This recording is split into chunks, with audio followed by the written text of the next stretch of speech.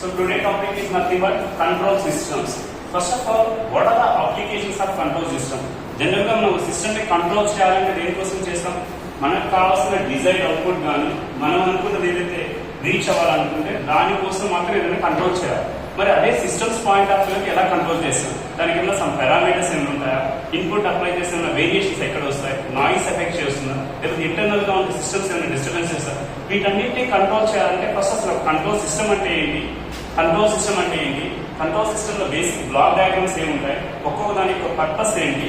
Final గా మనం reach అవడానికి ఏ పారామీటర్స్ చేంజ్ చేస్తే డిజైర్డ్ అవుట్పుట్ కి రీచ్ అవుతుంది? దట్ ఈస్ జస్ట్ ఒక బ్రీఫ్ కంట్రోల్ సిస్టమ్ లో ఉన్నటువంటి డిస్కషన్ మొత్తం అలాగే ఉంటుంది.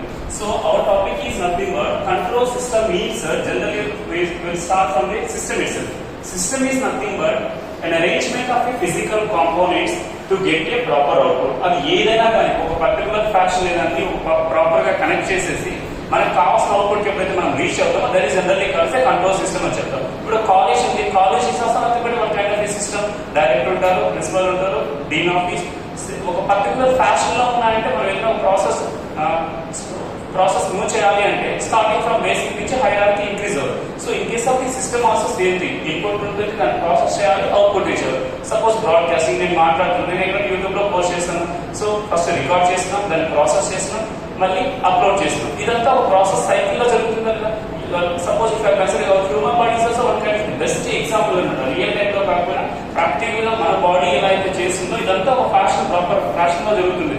నేను తీసుకోవాలన్నా కానీ food digestion process each and everything ఒక పర్టికులర్ ఆర్డర్ లో జరుగుతుంది కాబట్టి ఇవన్నీ ప్రాపర్ గా జరుగుతున్నాయని చెప్పారు. So system is nothing but an arrangement of a physical component to get a proper output. But what is meant by control systems are ante, suppose if you are controlling the output of the system, that is generally called as a control system. So in case of the control system, we have two types of control system. One is nothing but open loop control system. Second one is nothing but closed loop control system. ఇక్కడ మీ doubt వస్తుంది, sir control systems అని open loop and close loop అని decide చేస్తున్నాం. And what basis we can classify the control system? So that classification is based on purely on feedback. So based on feedback, control systems can be classified into two categories. That is nothing but open loop control system. Second one is nothing but a closed loop control system. Open loop control system means the corresponding feedback. That was, suppose if you are taking the block diagram, it is nothing but one anchor of any system. So let it be considered input. So this is nothing but output. Generally, input is also called as command. We can also call as excitation. These are the another names for input signal. Output is generally called as response. Okay, output. These are the different types of names for them. Then what is meant by open loop system? Open loop system means we don't have any feedback connection. Then what is meant by feedback? So by feedback, basis human feedback contained the part of the output is connected to the input side, or the part of the output is mixed with the input. That is generally called as a feedback. So feedback is nothing but if there is any physical connection between output to the input, that is simply called as a feedback.